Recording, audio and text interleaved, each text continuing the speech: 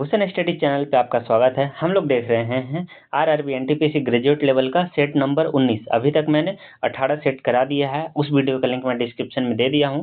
अगर आप नहीं देखे हैं तो वो उससे जा करके देख लीजिएगा, ठीक है। आपको काफ़ी ही बेनिफिट मिलेगा। जो अभी 16 से 25 के बीच में जो एग्जाम है वहाँ पर आपको काफ़ी मदद मिलेगी।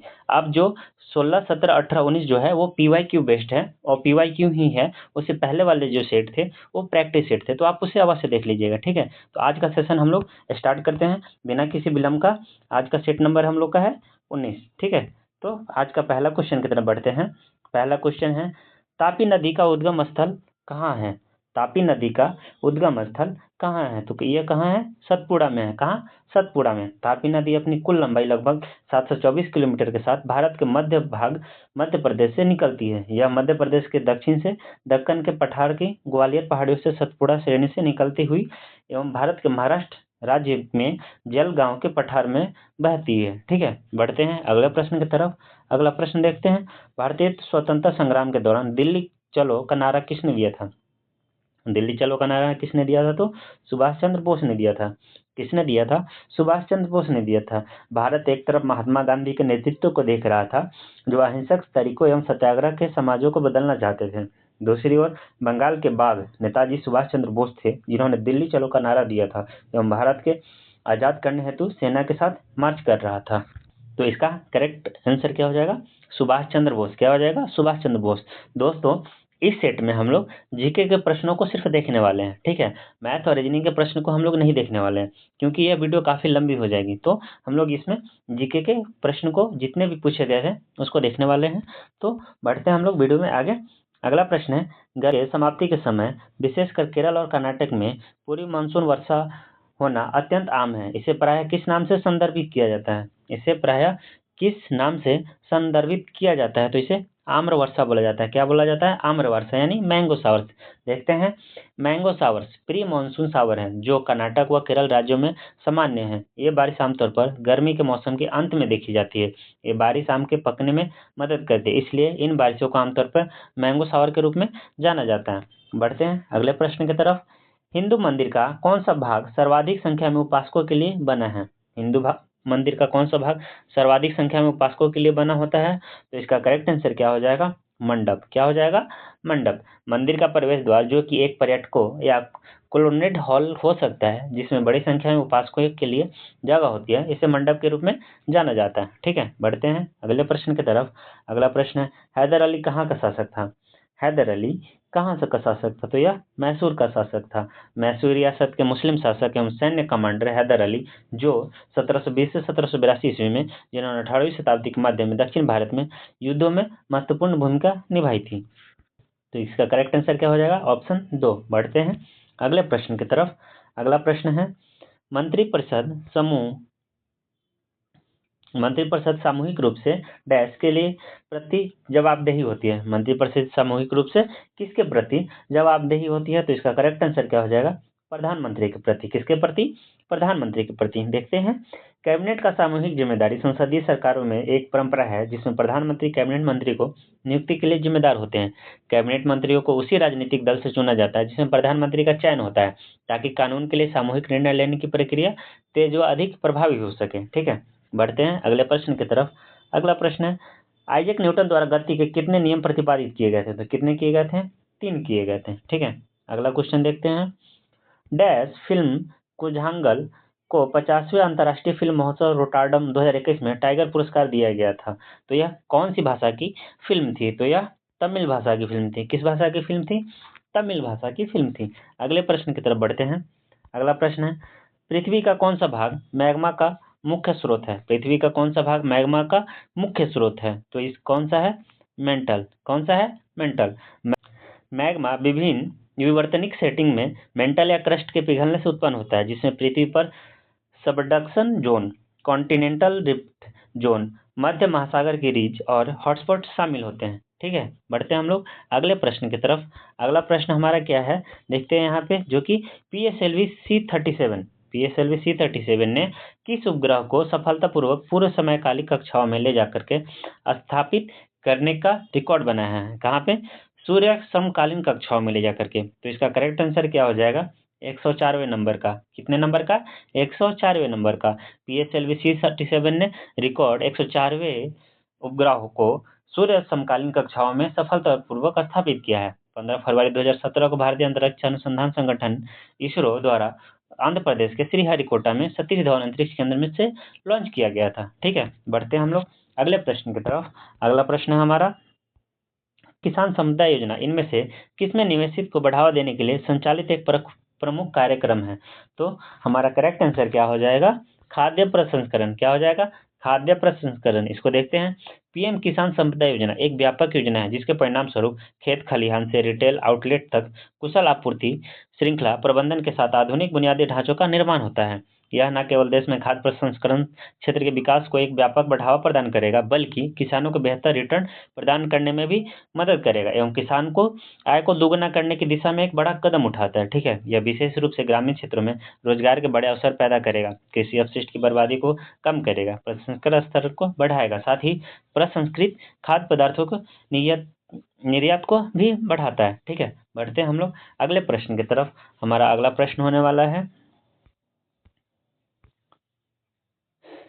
भारत में उदारीकृत विनिमय दर प्रबंधन प्रणाली LERMS की स्थापना किस वर्ष में की गई थी? भारत में उदारीकृत विनिमय दर प्रबंधन प्रणाली LERMS की स्थापना किस वर्ष में की गई थी? तो इसका करेक्ट आंसर क्या हो जाएगा? 1992 में। ठीक है, एक दोहरी विनिमय दर प्रणाली 1992 में शुरू की गई थी जिसे LERMS भी कहा जाता है। बाजार द्वारा निर्धारित विनिमय दर प्रणाली में परिवर्तन को सक्षम करने हेतु यह प्रारंभिक कदम था। अगला प्रश्न देखते हैं, भारत ने अपने पहले उपग्रह का प्रक्षेपण कब किया था? भारत ने अपने पहले उपग्रह का प्रक्षेपण कब किया था? तो यह 19 अप्रैल 1975 में किया गया था। कब किया गया था? 19 अप्रैल 1975 में। देखते हैं, आर्यभट्ट अंतरिक्ष यान प्रसिद्ध भारतीय खगोल शास्त्री के नाम पर भारत का पहला उपग्रह था जिसे 19 अप्रैल 1975 को प्रक्षेपित किया गया था। यह पूरी तरह से भारत में डिजाइन और निर्मित किया गया था एवं कपुस्टिन एयर से सोवियत कॉस्मोस 3M रॉकेट द्वारा लॉन्च किया गया था। ठीक है, बढ़ते हैं अगले प्रश्न की तरफ। अगला प्रश्न हमारा है, 1948 में अर्ली इंडस सिविलाइजेशन नामक पुस्तक किसने लिखी थी? 1948 में जो है अर्ली इंडस सिविलाइजेशन किसके द्वारा लिखी गई थी? तो यह अर्नेस्ट मैके के द्वारा लिखी गई थी। किसके द्वारा? अर्नेस्ट मैके के द्वारा लिखी गई थी। बढ़ते हैं हम लोग अगले प्रश्न की तरफ।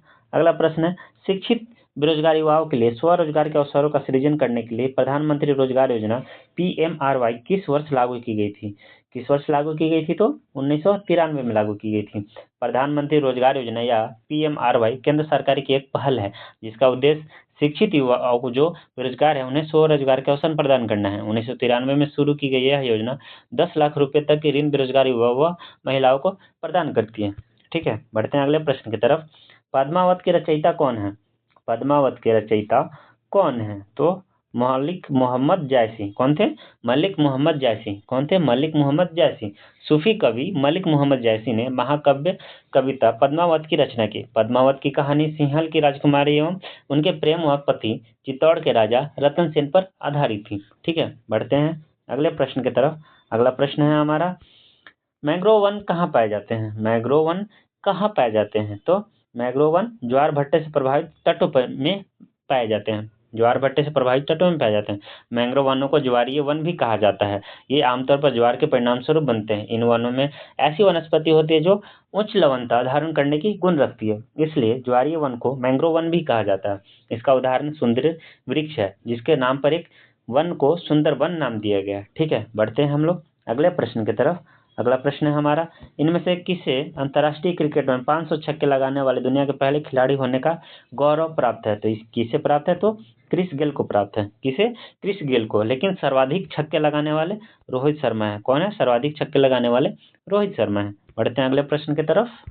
अगला प्रश्न है हमारा, ट्रैक बॉल निम्नलिखित में से किस श्रेणी में के अंतर्गत आता है? ट्रैक बॉल क्या होता है? एक इनपुट डिवाइस होता है। क्या होता है? इनपुट डिवाइस होता है। ठीक है, बढ़ते हैं अगले प्रश्न की तरफ। अगला प्रश्न है हमारा, रियो 2016 ग्रीष्मकालीन ओलंपिक खेलों में महिलाओं की एकल बैडमिंटन प्रतिस्पर्धा में किसने स्वर्ण पदक जीता था? तो किसने स्वर्ण पदक जीता था? तो कैरोलिना मारिन। Carolina Marin. ठीक है, बढ़ते हैं अगले प्रश्न की तरफ। अगला प्रश्न है हमारा, भारतीय संविधान का इनमें से कौन सा अनुच्छेद अल्पसंख्यकों के हितों का संरक्षण से संबंधित है?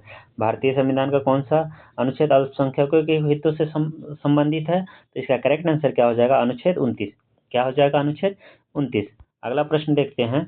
अगला प्रश्न है, नामद्रोलिंग मठ क्या है? नामद्रोलिंग मठ भारत के किस राज्य में स्थित है? नामद्रोलिंग मठ भारत के किस राज्य में स्थित है? तो यह कर्नाटक में स्थित है। कहाँ पे? कर्नाटक में स्थित है। बढ़ते हैं हम लोग अगले प्रश्न की तरफ। अगला प्रश्न है हमारा, दोस्तों अगर वीडियो आपको अच्छी लग रही हो तो चैनल को सब्सक्राइब कर लीजिएगा, वीडियो को लाइक कर दीजिएगा, बेल आइकन को दबा दीजिएगा, जिससे आगे आने वाली वीडियो की लिंक आप तक आसानी से पहुंचती रहेगी, जो आगे आने वाले एग्जाम में आपको काफ़ी मदद करेगी। ठीक है, अगला प्रश्न देखते हैं। 4 शब्द दिए गए हैं जिनमें से 3 किसी तरह से संगत है और एक असंगत। तो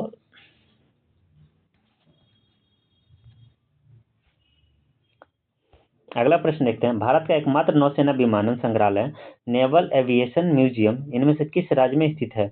एकलौता जो नौसेना विमानन संग्रहालय है वो किस राज्य में स्थित है? तो वो गोवा में स्थित है। कहाँ पे स्थित है?